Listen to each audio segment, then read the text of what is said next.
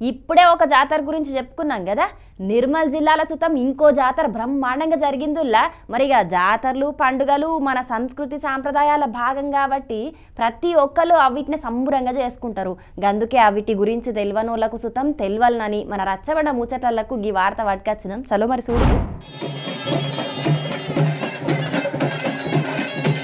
చూస్తుంటే రెండు కండ్లు జాలుతలేవు కదా. ఇది ఎక్కడ జరిగిందో తెలిస్తే మేం కూడా పోదుమని ఇంకొందరు అనుకుంటుండొచ్చు. అవు మరి అంత బ్రహ్మాండంగా జరిగింది జాతర.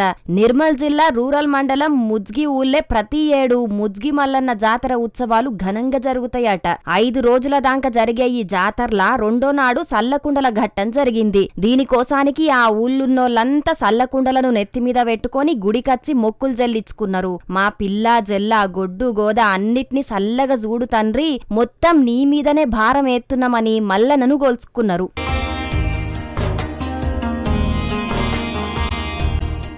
ఇంత బ్రహ్మాండంగా జరిగే ఈ జాతరను కండ్లార చూడనికి చుట్టుముట్టు జిల్లాల జనం కూడా అత్తున్నారట. లక్షల మంది భక్తులు హాజరుపడే ఈ జాతరను ఏం తక్లీఫ్లు లేకుండా జరపనీకి పోలీసులు కూడా బందోబస్తు గట్టిగానే చేసిండ్రు. మరిగా ఆ మల్లన్న తండ్రి దయ వల్ల అక్కడి జనాలే కాదు 2 తెలుగు రాష్ట్రాల ప్రజలు కూడా ఏం తక్లీఫ్లు లేకుండా చల్లగా ఉండాలనని, పంటలు మంచిగా పండి రైతులు బాగుపడాలనని మన రచ్చబండ ముచ్చట్ల తరపున కూడా కోరుకుంటున్నాం.